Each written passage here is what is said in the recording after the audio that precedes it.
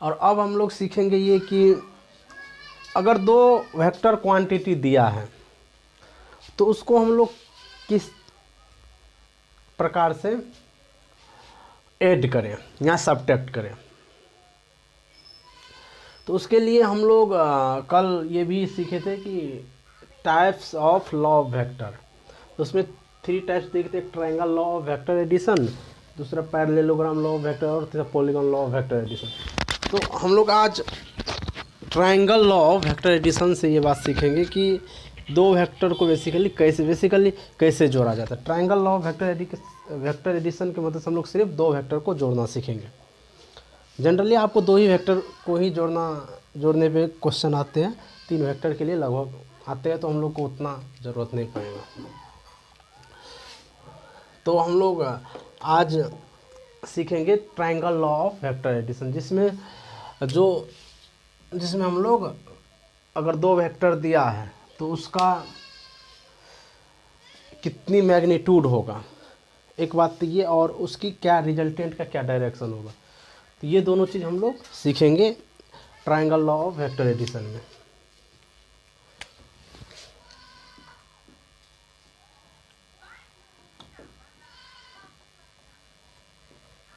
Triangle law of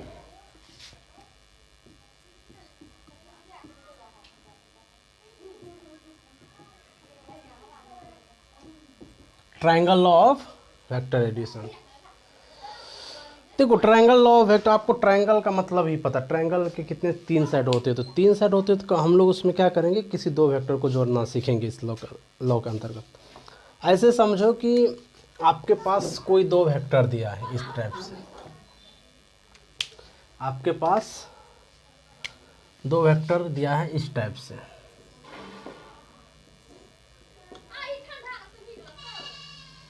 आपके पास दो vector A and B इस टाइप से दिया है, और ये एंगल जो थीटा है वो उन दोनों वेक्टर के टेल के बीच का है, इसीलिए हम लोग को यहाँ ये theta angle between vector A and B भी है। आप यहाँ लिख सकते हो theta is the angle between vector A and vector B. तो यदि आपके पास दो वेक्टर दिया है तो उसको आप लोग कैसे जोड़ोगे, वेक्टर लॉ के अकॉर्डिंग। वेक्टर लॉ का क्या प्रोसेस है, उसका प्रोसेस ये है कि हम लोग अगर दो वेक्टर आपको अगर दिया है तो क्या करो, उसको हेड टू टेल जोड़ो ना। आप क्या करो, उसको हेड टू टेल जोड़ो। तो सिंपली हम लोग क्या करेंगे, हम लोग को यहाँ a प्लस बी करना है, b प्लस ए भी कर सकते हैं, दोनों का डायरेक्शन वही सेम होता है, पर हम लोग यहाँ a प्लस बी करेंगे। तो बेसिकली a प्लस बी, हम लोग a में किसको जोड़ रहे हैं, b को। तो पहले a जैसे है वैसे इसको यहाँ लिख लो ना, a को। उसके बाद क्या करो, b को उसके पैरेलल ऐसे शिफ्ट करो। क्या करो, b को उसके पैरेलल ऐसे शिफ्ट करो। समझ आ रहा है ना।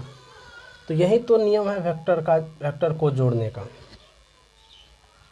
तो यहाँ एक आपका तीसरा टाइप्स का वेक्टर मिलेगा, मतलब थर्ड वेक्टर मिलेगा, जिसका हेड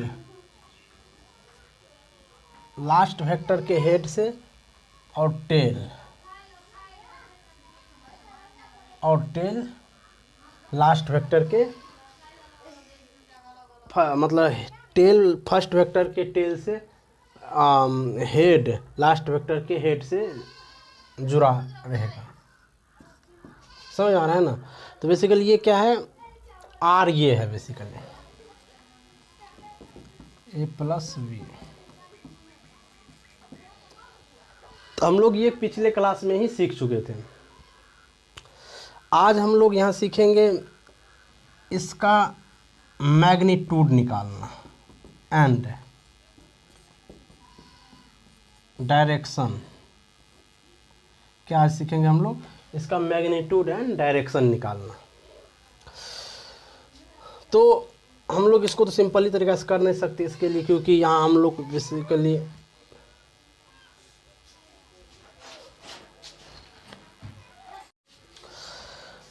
हाँ, तो हम लोग यहाँ मतलब ये इतना तक कल ही सीख चुके, आज हम लोग सीखेंगे इसका मैग्नीट्यूड। समझ आ रहा है ना, मतलब रिजल्टेंट वेक्टर का मैग्नीट्यूड एंड डायरेक्शन निकालना। तो हम लोग को तभी सिर्फ ये दिया है, इतना ही चीज़ दिया है, मतलब दो वेक्टर ए एंड बी, दो वेक्टर दिया है और उसके बीच का एंगल थीटा दिया है और कुछ दिया नहीं है। मैं अगर बात करूँ ये थीटा, क्या यहाँ का एंगल होगा? नहीं होगा। कौन सा एंगल होगा? थीटा। हम लोग जब ये ए को थोड़ा एक्सटेंड करेंगे, अगर समझ, ए को क्या करेंगे? एक्सटेंड करेंगे। ये क्या, ये ए का डायरेक्शन है। जब आप आगे एक्सटेंड करोगे तो वेक्टर ए का टेल बी से मिलेगा, तो वही एंगल का थीटा आपको दिया है। समझ आ रहा है ना। और यहाँ से क्या करो, नॉर्मल डाल दो वेक्टर ए पर। समझ आ रहा है ना।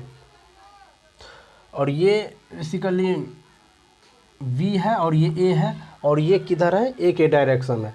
तो बेसिकली अगर आप आगे इसको आगे खींचोगे तो बेसिकली वेक्टर a और b का यहाँ क्या मिलेगा? टेल मिलेगा। तो टेल मिलने से ही तो एंगल का फॉर्म होता है वेक्टर का। अब देखो हमको निकालना क्या है? r का मैग्नीट्यूड। यहाँ a प्लस बी का मैग्नीट्यूड, दोनों एक ही बात है, एंड डायरेक्शन। समझ आ रहा है ना। तो देखो ये क्या है, तो ये यही डायरेक्शन है ना r का, और यही मैग्नीट्यूड भी है। समझ आ रहा है ना। यही ये लेंथ इसका क्या है? मैग्नीट्यूड। समझ आ रहा है ना। और ये क्या है? इसका डायरेक्शन। तो हम लोग मान लेते हैं कि ये जो अल्फा एंगल है ना, वो आर वेक्टर बना रहा है किससे? ए से। तो यदि हम लोग अल्फा एंगल निकाल ले तो डायरेक्शन भी निकल जाएगा, और आर निकाल ले तो मैग्नीट्यूड भी निकल जाएगा। बेसिकली इसको एनालिटिकल या फिर algebraic forms of vector law of addition भी बोला जाता है। समझ आ रहा है ना। तो अगर हम लोग मतलब क्या निकाल ले, अल्फा निकाल ले तो क्या निकल जाएगा? Direction of R and magnitude R, ये निकाल ले R equal to plus B, तो आर का मैग्नीट्यूड निकल जाएगा। उसके लिए हम लोग देखेंगे यहाँ कुछ कंस्ट्रक्शन। बेसिकली अगर मैं ये m है, ये n है, ये p है और ये r है, ये q है, क्या है? q है। समझ आ रहा है ना। तो अगर आप अच्छे से देखोगे तो यहाँ आपको एक चीज़ दिख रहा होगा कि r क्या है। बेसिकली r है कुछ नहीं MQ। समझ आ रहा है ना। ए क्या है? ए कुछ नहीं है, बोलो क्या है? MN। बी क्या है? मेरा कहना है बी का मैग्नीट्यूड NQ।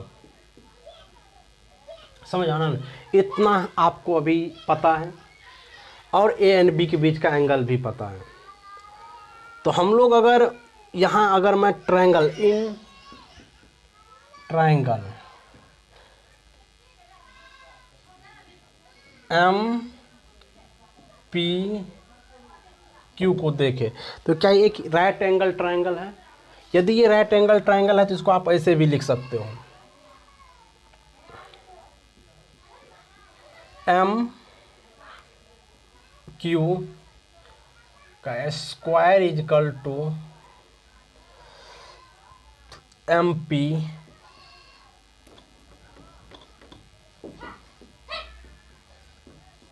पी का स्क्वायर प्लस एम पी का स्क्वायर प्लस पी क्यू का स्क्वायर। किसका? पी क्यू का स्क्वायर। पर आपको यहाँ क्या है? एम क्यू निकालना है, जो क्या है? आर है। एम पी भी नहीं पता है, एम पी भी नहीं पता है, और ना पी क्यू पता है। पर ये आप निकाल सकते हो। यहाँ कैसे देखो, तो उससे पहले हम लोग कुछ और सीखते हैं। एक ध्यान दो, इन ट्रायंगल एन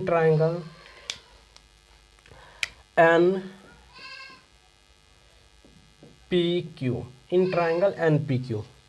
अगर ट्रायंगल एन पी क्यू में अगर आप देखोगे तो अगर मैं कॉस थीटा अगर लिखूं तो क्या होगा बताओ, मतलब समझ आ रहा है ना। बेस बाय हाइपोटेन्यूज, बेस क्या है एन पी, और ये क्या है एन क्यू, एन क्यू है मैग्नीट्यूड ऑफ बीम। यहाँ से आपको एन पी निकल गया, क्या है N P, mod of B cos theta. समझ आ रहा है ना। फिर अगर यहाँ लिखूँ उसी ट्रायंगल में साइन थीटा इक्वल टू, तो क्या होगा, परपेंडिकुलर बाय हाइपोटेन्यूज। तो परपेंडिकुलर क्या है यहाँ पी क्यू, तो पी क्यू हम लोग यहाँ लिखेंगे,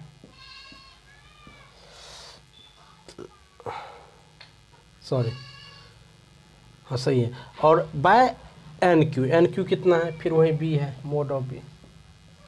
तो यहाँ से अगर पी क्यू लिखोगे तो mod of B sine theta होगा। समझ आ रहा है ना। देखो अब ये भी आपको पता है, आपको निकालना क्या है ये समझो, एम क्यू का स्क्वायर निकालना है जो कि आर के स्क्वायर के बराबर है। उसको निकालने के लिए आपको एम पी का स्क्वायर करना होगा प्लस पी क्यू का स्क्वायर। आपको एम पी पता नहीं है, पर एम पी को आप ऐसे लिख सकते हो, देखो M P equal to M P equal to M P equal to M N, M P equal to M N, M P equal to M N plus N P. समझ आ रहा है ना। तो एम एन तो आपको पता है, एम एन कितना है, देखो यहाँ से एम एन कितना है मोड ऑफ ए,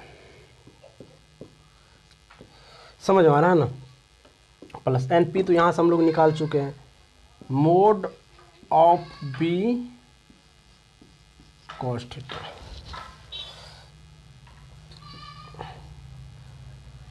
उसके बाद क्या बाकी है पी क्यू, क्या निकालना है हमको पी क्यू। तो पी क्यू तो ऐसे निकला ही है, देख लो यहाँ से mod of B sine theta. समझ आ रहा है ना। अगर हम लोग पी क्यू और एम पी का वैल्यू इक्वेशन 1 में पुट कर दे, समझ आ रहा है, the value of M P and P Q put in equation 1, the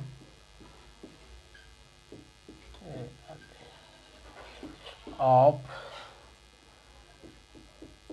MP and PQ put in equation 1। अगर हम लोग क्या करें उसका वैल्यू इक्वेशन 1 में पुट करें तो देखो आपको क्या मिलेगा। हम लोग ये भी जानते हैं एम क्यू इजकल टू क्या है, M Q equal to mod of R, तो आप वो भी लिख सकते हो। एम पी का मान कितना आपको मिला है, एम पी का मान mod of A plus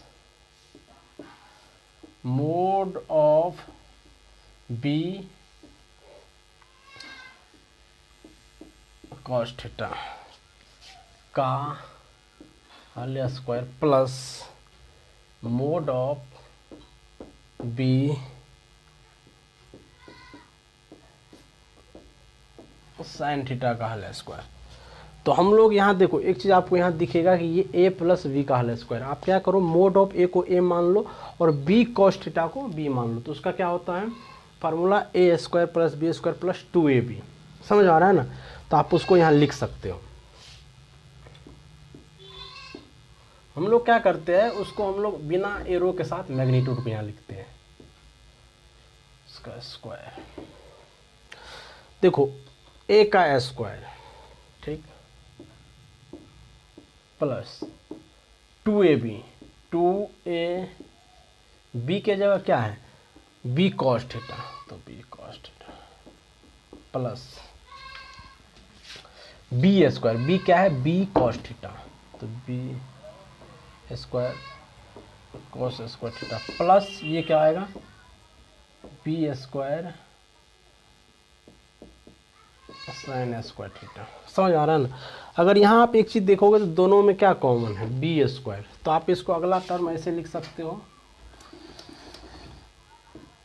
are equal to root under, इधर से अगर हम लोग स्क्वायर को इधर ले जाए क्या है, वो रूट में कन्वर्ट हो जाए, ए स्क्वायर, क्या दोनों में बी कॉमन आएगा, हाँ, B square cos square plus sine square plus 2ab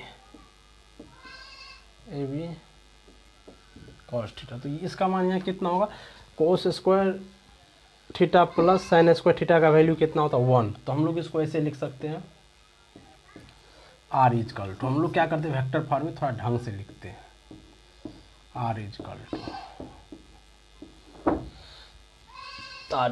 to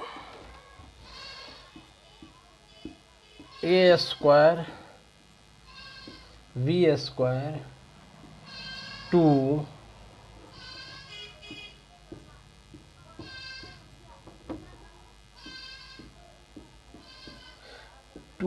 A mod of B cos theta, यही है इसका मैग्नीट्यूड, किसका, ए प्लस बी का। तो बेसिकली अगर मान लो कोई दो वेक्टर अगर आपको दिया है, तो अगर उसका आपको क्या निकालना है, रिजल्टेंट का मैग्नीट्यूड निकालना है, तो कम से कम क्या पता आपको होना चाहिए, उन दोनों वेक्टर का मैग्नीट्यूड एंड उन दोनों वेक्टर के बीच का एंगल। अगर ये इतना चीज़ अगर आपको दिया है तो आप क्या कर सकते हो, किसी भी वेक्टर का मैग्नीट्यूड निकाल सकते हो, उसमें कोई बड़ी प्रॉब्लम नहीं है। समझ आ रहा है ना।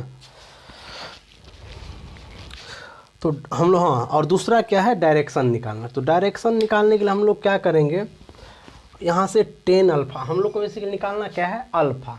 तो अल्फ़ा निकालने के लिए हम लोग को यहाँ इस ट्रायंगल में आना होगा, एम, मैं यहाँ लिख देता हूँ, in triangle M P Q, in triangle M P Q. अगर उसमें अगर आप देखोगे tan theta equal to tan, यहाँ टेन अल्फा इजकल टू, तो क्या होता है टेन मतलब टेन थीटा का वैल्यू क्या, मतलब उसका फार्मूला क्या होता है, परपेंडिकुलर बाय बेस। तो परपेंडिकुलर क्या है, पी क्यू, और बेस क्या है, एम पी। आपको दोनों पता है तो आप इसको ऐसे लिख सकते हो, tan alpha equal to P Q क्या है, mod of B sine theta by mod of A plus mod of B cos theta. ये फार्मूला आप अप्लाई कब करोगे ये फार्मूला तब अप्लाई करना जब आपको बेसिकली डायरेक्शन निकालना है, और ये कब अप्लाई करोगे, जब आपको दो वेक्टर का मैग्नीट्यूड निकालना है।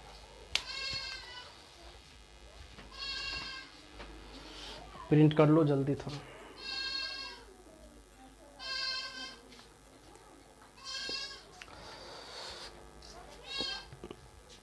मैं सिर्फ ये बीच वाले पोर्शन मिटा रहा हूँ।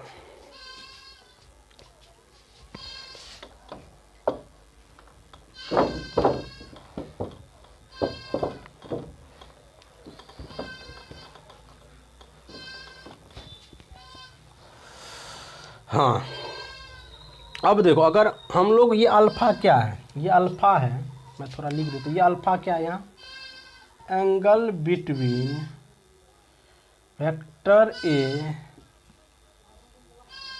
एंड वेक्टर आर, और ये थीटा क्या है, angle between vector A vector B. क्या है ये, angle between vector A and B. तो बेसिकली ये अल्फा हम लोग किसके किसके बीच का एंगल निकाल लिए, वेक्टर ए एंड रिजल्टेंट के बीच का। अगर हम लोग इसको अगर कुछ और मान, इसको अगर हम लोग बीटा मान लें, तो ये भी हम लोग निकाल सकते हैं। ये क्या है, थीटा है, तो ये कितना होगा 180 माइनस थीटा, 180 माइनस थीटा। तो अगर आप किसी ट्रायंगल में देखोगे तो उसका तीनों कोनों का सम कितना होता है, alpha plus 180 minus theta plus beta is equal to 180 degree.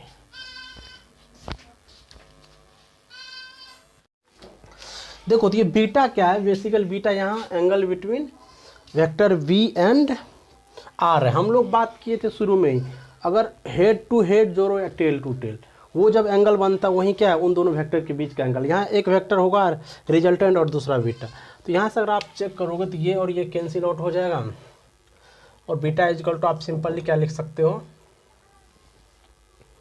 इधर इसको लो थीटा माइनस अल्फा, तो आप सब निकाल सकते हो। ये क्या है, angle between vector B and resultant vector. किसका रिजल्टेंट, ए प्लस बी का रिजल्टेंट।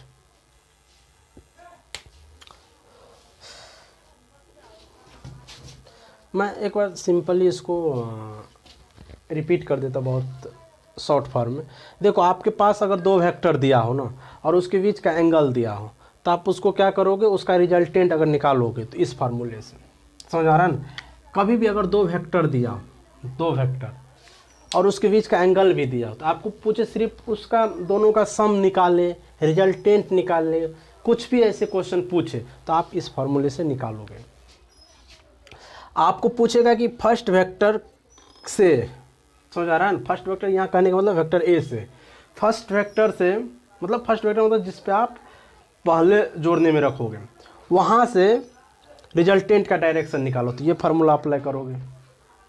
पूछेगा सेकेंड वेक्टर से मतलब वेक्टर बी से क्या निकालें, एंगल निकालें, तो आपको ये फार्मूला अप्लाई करना होगा। मैं आपको बता दूं, अगर बीटा पूछे तो ये तो निकालना ही पड़ेगा आपको ना, पर अल्फ़ा पूछे तो ये निकालने की कोई ज़रूरत नहीं है।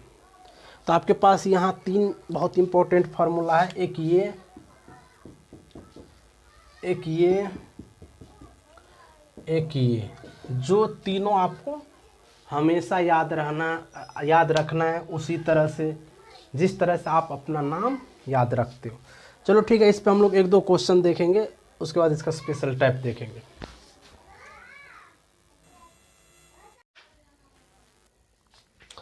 यदि दो वेक्टर ए एंड बी दिया हो और उसके बीच एंगल दिया हो, तो हम लोग उसके मैग्नीट्यूड मतलब दो वेक्टर के रिजल्टेंट का मैग्नीट्यूड हम लोग इस फार्मूले से निकाल सकते हैं। ये बेसिकली क्या है, magnitude of resultant.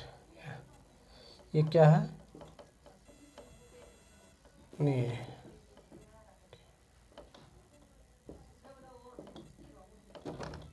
Magnitude of resultant of vector A and B.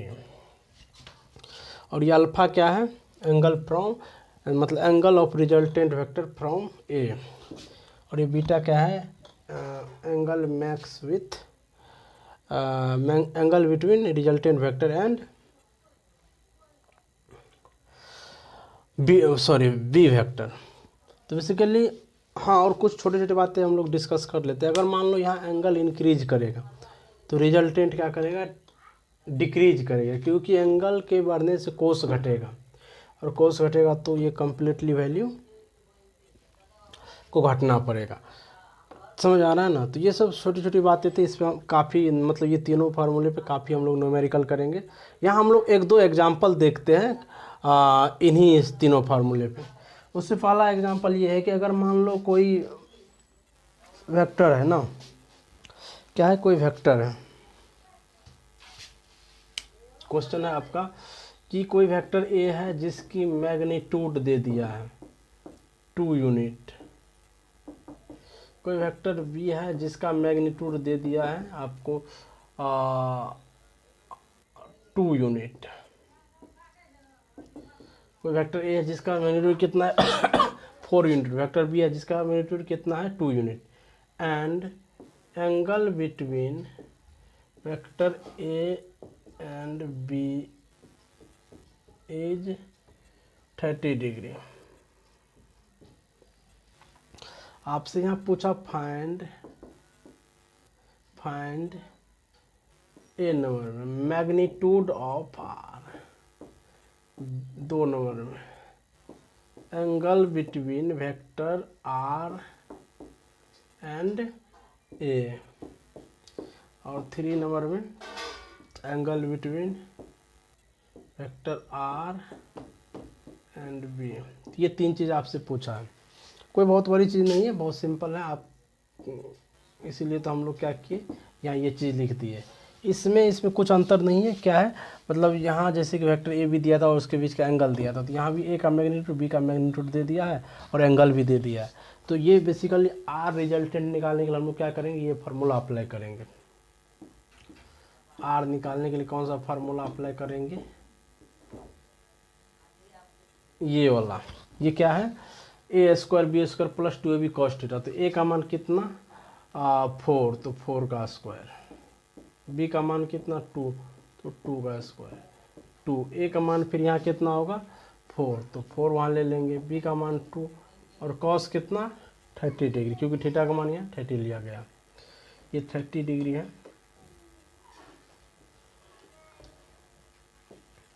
cos 30 degree. तो इसको अगर सॉल्यूशन करोगे तो देख लो क्या निकलता है वैल्यू। सो 16 कितना 16 प्लस 4 प्लस 2 2 4 16, ये कितना होगा √3/2।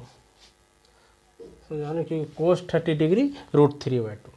ये ख़त्म होगा तो ये कितना 8 बचेगा। तो आप इसको ऐसे लिख सकते हो 16 20 मतलब 20 प्लस 8√3। यहाँ इसको ऐसे भी लिख सकते हो 2√5 प्लस 2√3, ये भी लिख सकते हो, इतना यूनिट। तो ये आपका आर का मैग्नीट्यूड है, जो कि आपको 1 नंबर में पूछा गया था। दूसरा नंबर में क्या पूछा है, मतलब angle between vector R and A, जो किसके मदद से निकालोगे, इस फार्मूले के मदद से। तो कैसे निकालेंगे देख लो, tan alpha equal to, B का मान कितना है यहाँ 2 sin 30 डिग्री बाय कितना 4 प्लस 2 इंटू cos 30 डिग्री। तो ये कितना होगा, ये 1 बचेगा। क्योंकि बेसिकली इसका मान हाफ होता है, और ये कितना 4 और ये कितना √3/2, तो मतलब 4 प्लस √3। ये कैसे हुआ समझ में आया, इसका मान √3/2, तो 2 कैंसिल हो जाएगा, 4 प्लस √3। यहाँ से आप अल्फा लिखोगे तो हो जाएगा 10 इनवर्स 1/4 प्लस √3। यही वैल्यू होगा बेसिकली। इसी टर्म में हम लोग इस आंसर को लिख सकते। तीसरा आंसर होगा इसका बीटा, जो क्या है आपको आगे सब लिखा है क्वेश्चन में।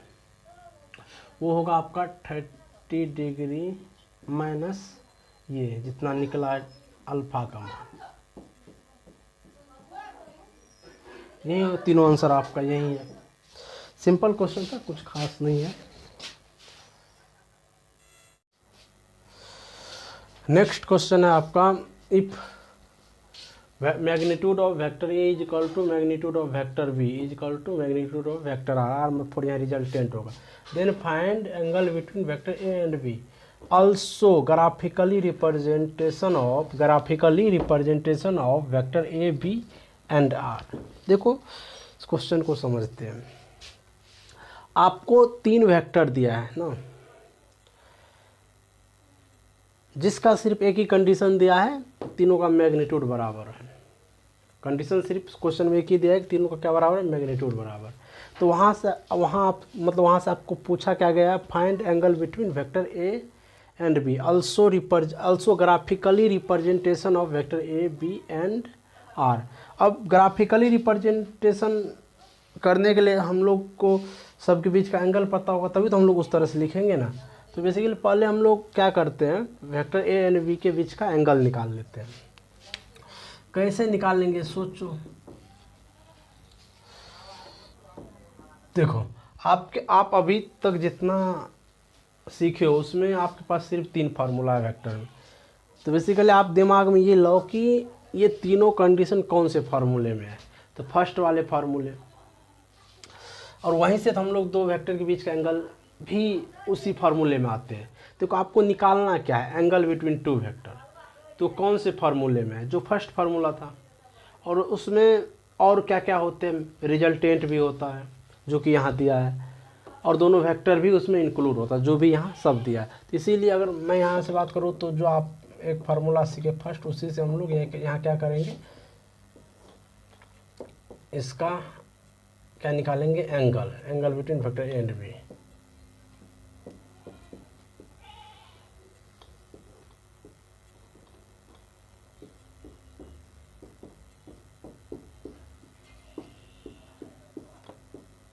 कॉस्ट आपको यहाँ दिया क्या है, ये दिया है, ये देखो ये सब एक दूसरे से बराबर है, तो किसी एक के जगह कोई एक रख सकते हो, तो हम लोग क्या करते हैं, ए रखते हैं सब के जगह में, और उसको बोथ साइड स्क्वायरिंग भी कर देते हैं, का स्क्वायर,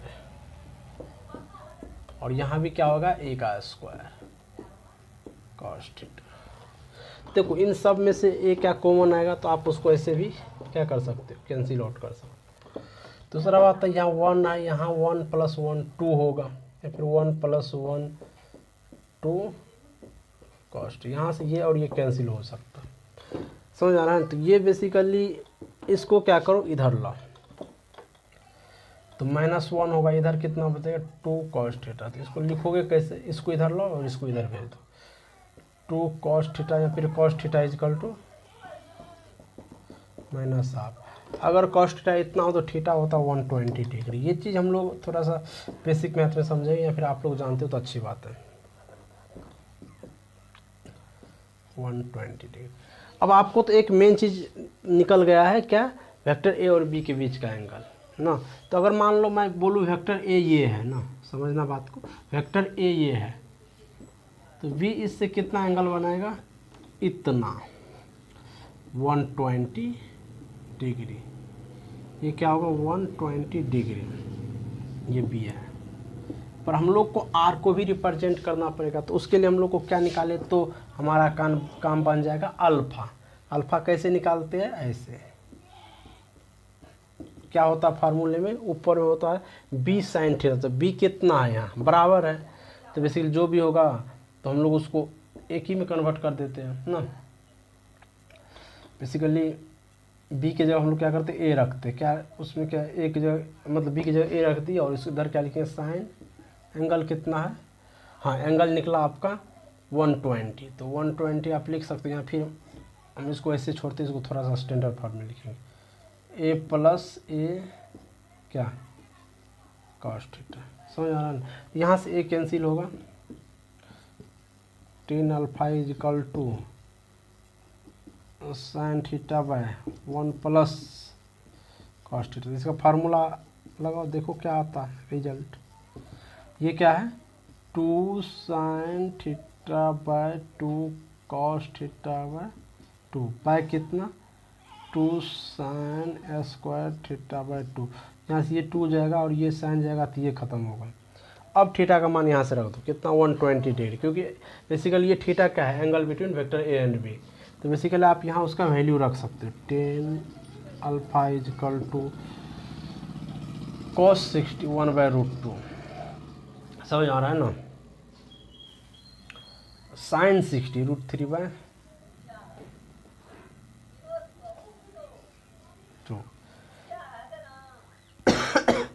1/2 × 2/√3, ये खतेगा। तो बेसिकली हम लोग इसको इधर लिखते हैं, tan अल्फा = 1/√3, तो अल्फ़ा कितना होगा 30 डिग्री, समझ आ रहा है ना। ये सब हम लोग पहले से भी समझते हैं, या फिर अंदर 10 से भी ये बात, अगर tan अल्फा = 1/√3 हो तो अल्फ़ा 30 डिग्री। इसका मतलब वेक्टर ए से रिजल्टेंट कितने एंगल पे है, 30 डिग्री पे। ये यही ग्राफिकली रिप्रेजेंट है, ये कितना हुआ 30 डिग्री, समझाना। तो यही ग्राफिकली रिप्रेजेंटेशन, ये एक अच्छा क्वेश्चन था, इसको आप लोग रिवीजन कई बार कर सकते हैं।